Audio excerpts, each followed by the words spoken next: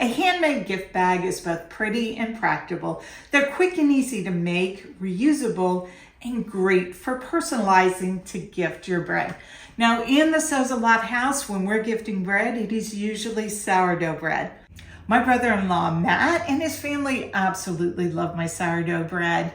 I bring one every time we visit, and I want it to be really fresh. So I bake it the morning that we're gonna leave, and without fail, it is too warm, sometimes hot, for us to wrap it in foil, or if we were to wrap it in plastic, it would be a soggy mess by the time we arrived. What I have been doing is wrapping it in a linen tea towel and tying it with string and bringing that with me. And it is about time that I made some bread bags, and that's what I'm doing today. I'm gonna do a tutorial so that you can make these fun bags, and I'd love to know if you make a bread bag and how you personalize it to fit the person you're gifting your bread. So let's get right into the making. And I have this cute Michael Miller fabric that will be perfect for this. I wanted to make the most of the fabric, so I've cut my two pieces about 16 inches tall and 12.5 inches wide. That's two of them, and that is just enough to make a lovely bread bag. I have serged all four edges of my fabric because I do have a serger. If you don't have a serger, you could zigzag those edges. I like for my bags to last a long time, so I do take this step. So let me take you down to the cutting mat, and I'm going to show you quickly how we put this together. If, like me, you have a directional fabric, you're going to want to pay attention to the direction of the pattern. I don't want my cats to be upside down, so this is going to be the top on both of my pieces. I'm going to put my fabric pieces right sides together and line them up, and you will notice I have already made some marks for myself. We're going to be forming a casing at the top, and I've made a mark 1.5 inches down from the top of my fabric. If you want to double check, that's the head of the cat. And I am going to pin this. I'm using clips today. I love these Wonder clips. And I'm going to be pinning the sides and the bottom of the bag. And I will start my stitching here, 1.5 inches down from the top.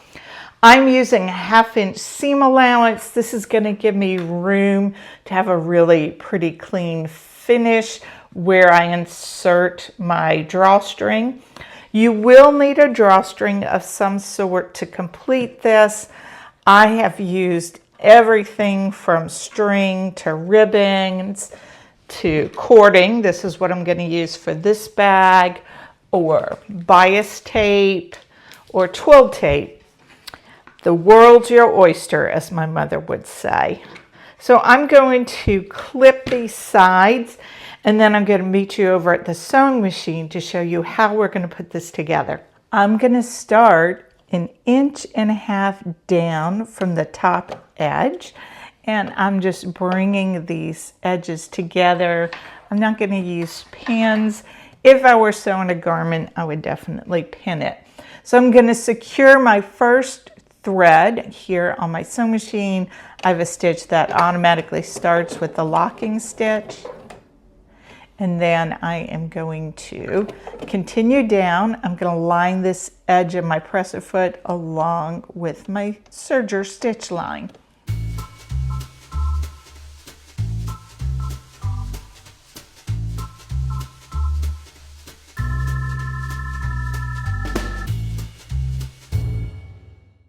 I've sewn my seam starting at this point, 1.5 inches from the top, and now I'm going to press my seam open, and I'm going to press it the entire length, including the part that I have not sewn, because that's going to help to form a finished edge for our opening. So I'm going to press this with an iron. You could finger press it if you're in a rush, but I have some time today, so I'll use the iron.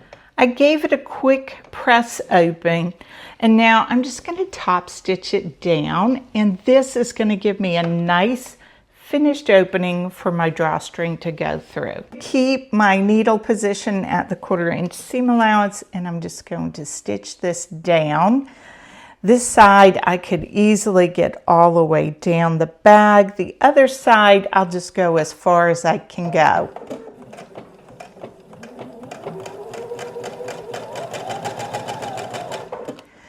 I'm lining the edge of my presser foot to the seam as I top stitch.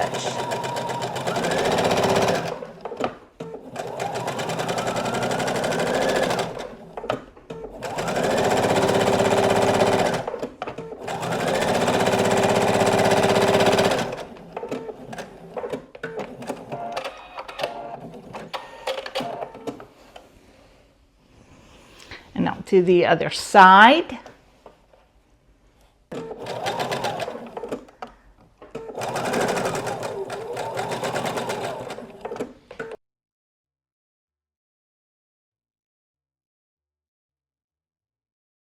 So now we are going to pin the bottom.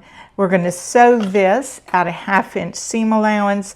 I'm opening up my seam just to make it as neat as possible while still being quick.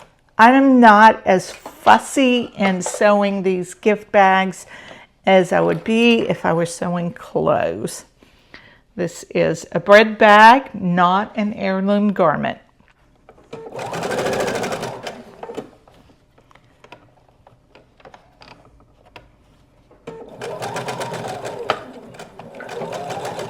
We are nearly there. I'm going to use this serged edge as a guide. I'm going to fold it under and hit it with an iron.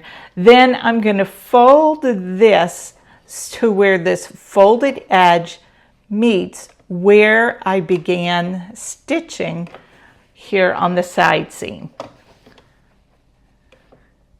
I'm going to go over to the iron and I'll meet you back here. I have pressed my casing. Let me show you. This is what it looks like, folded under, then folded again. My needle is in the center position and I am lining the inside edge of my foot with the folded edge. So this is going to stitch right along here. It'll catch everything nicely.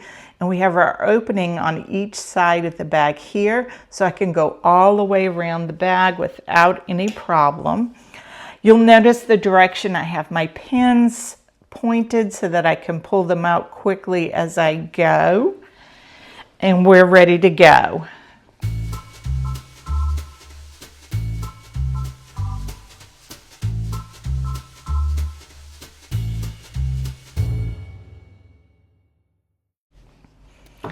There we go, quick and easy. You'll notice my stitching is not perfect. I was trying to stay out of view of the camera.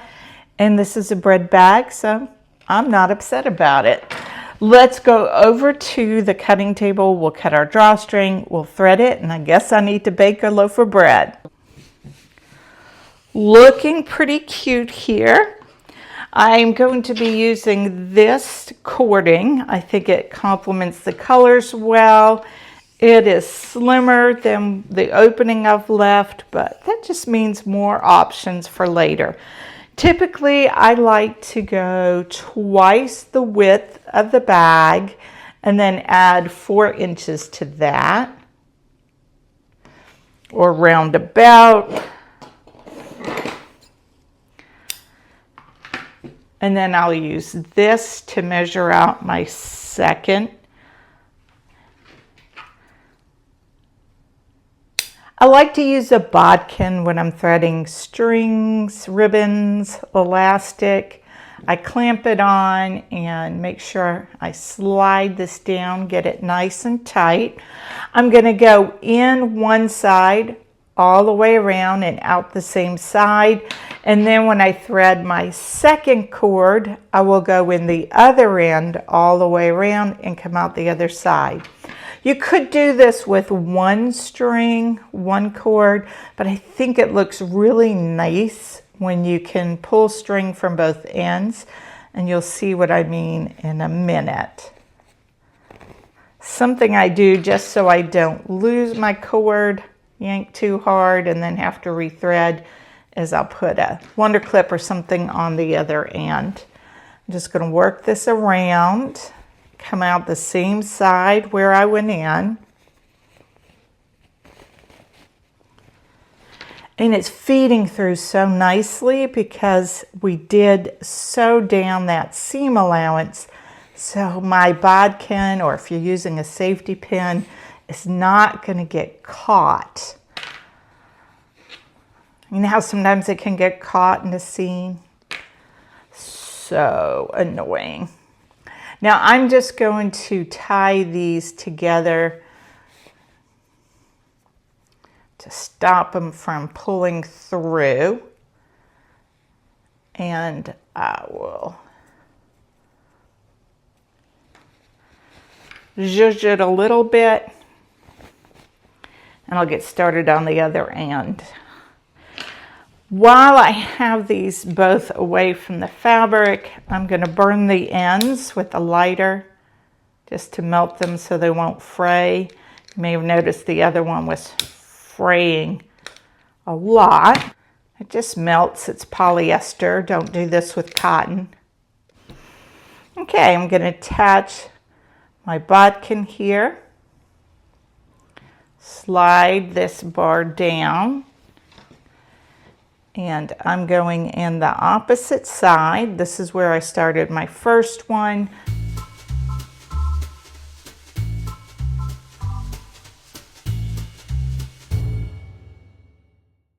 Other side. It's Charlie blowing leaves. We're trying to reduce the use of single-use plastic, and this project does fit the bill. And the cats are for my niece. If you would like to see other fun projects that you can sew for your home and tutorials, check out this playlist right here.